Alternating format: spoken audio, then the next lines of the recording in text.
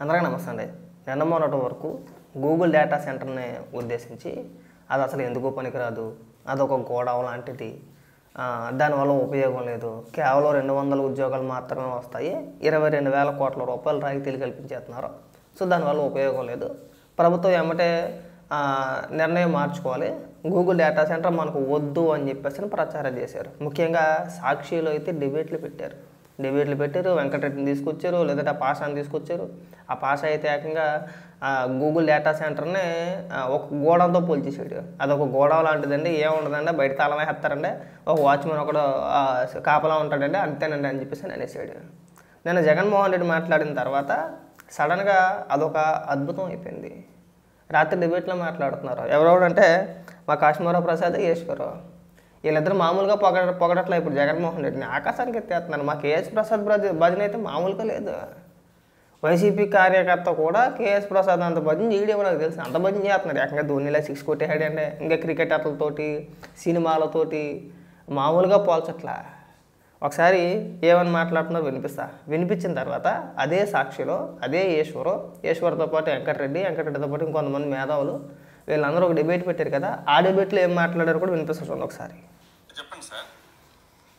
ఈ Adani data centre ఈరోజు Google అని చెప్పారు. గూగుల్ తో టైఅప్ అయ్యి ఆయన చేస్తున్న వ్యాపారం ఎప్పటి నుంచో తెలిసింది. అదే డేటా సెంటర్ వస్తోంది. సరే, వీళ్ళేదో మసిబూసి మారేడుకాయ చేస్తున్నారు. ఇన్ని రోజులు ఇంత గొప్ప విషయాన్ని చెప్పుకోలేకపోవడం వీళ్ళ తప్ప, ఆ క్రెడిట్ అంతా చోరీ చేయడం చంద్రబాబు తప్ప. చెప్పుకోవడం తప్ప అంటే చెప్పుకోకపోవడం వీళ్ళ తప్ప అని చెప్పేసి అన్నావు. చూసావు నువ్వు నిన్న మొన్నటిదాకా నువ్వు కూడా డిబేట్లు పెట్టినట్టుగా కదా, నీకు తెలియదు ఆ విషయం.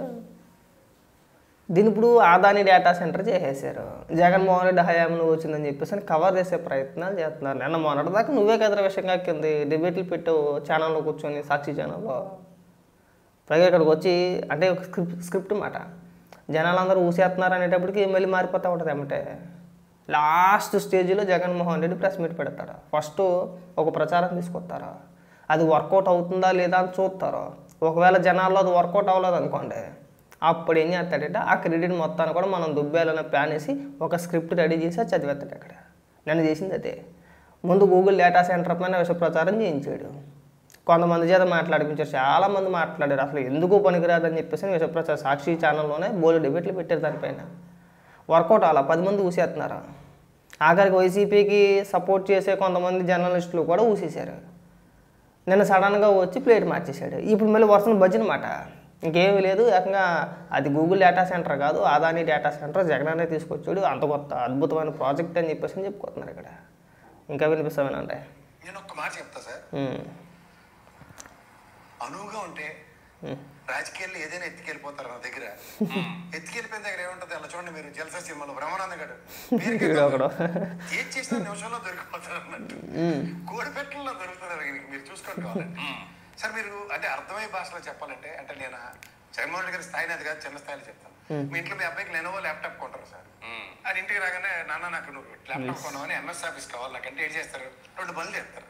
ఒకటి మీరైతే నిజమైన జర్నలిస్ట్ కాబట్టి లైసెన్స్ వెర్షన్ కొని మీ అబ్బాయికి నీ పది నీకు అయిపోయింది. మాట్లాడితే జగన్మోహన్ రెడ్డికి బంద్ చేయడం, లేదంటే ఈశ్వర్ గారికి బంద్ చేయడం. ఈ మధ్యకాలంలో డిబేట్లకి పిలవడం తగ్గించారు కాస్త. సాక్షిలో కేఎస్ ప్రసాద్ కాస్త తగ్గించారు డిబేట్లకి పిలవడం.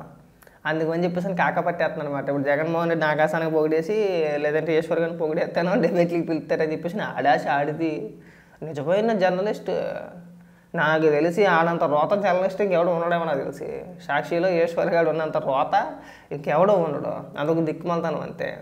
వాళ్ళ అధికారంలో ఉన్నంతసేపు కూడా వాడు పెట్టే థంబ్నెయిల్స్, వాడు మాట్లాడే మాటలు, చిల్లర చేష్టలు, లేఖి వ్యాఖ్యలు సిరాకు వచ్చేసేది.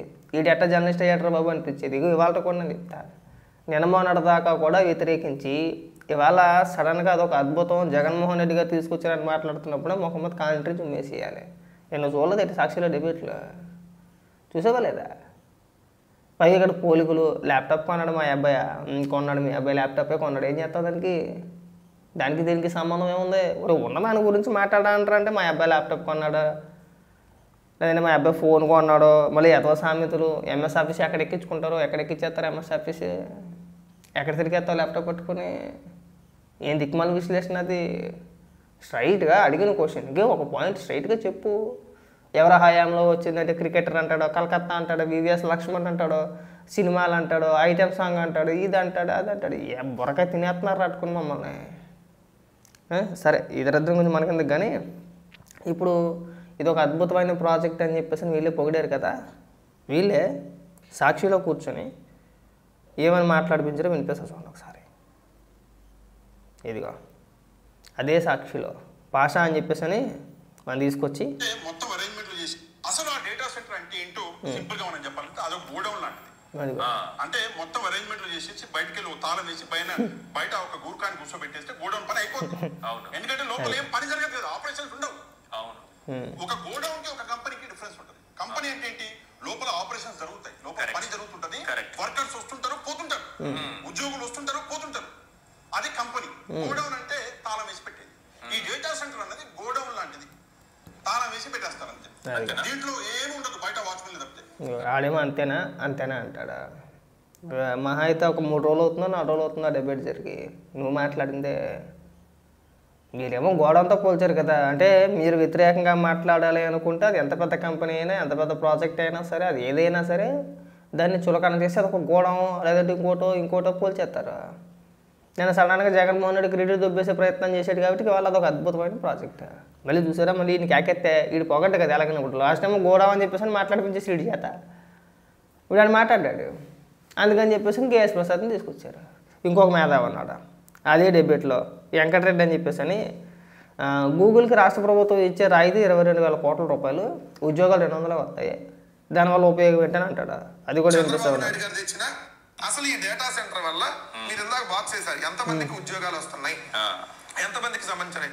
జగన్మోహన్ రెడ్డి గారు తెచ్చినా, చంద్రబాబు నాయుడు గారు తెచ్చినా, సార్ మేము ఎక్కడ దాన్ని వ్యతిరేకించట్లేదు. పాయింట్ నెంబర్ 1, డేటా సెంటర్ తో ఉద్యోగాలు తక్కువ వస్తున్నాయి కాబట్టి జగన్మోహన్ రెడ్డి గారు ఇందాక పాషా గారు చెప్పినట్టు 25,000 ఉద్యోగాల కల్పనకు సంబంధించి ఏదైతే మీరు ఇవన్నీ చేస్తేనే దీనికి సంబంధించినటువంటి రాయితీలన్నీ ఇస్తామని చెప్పారు.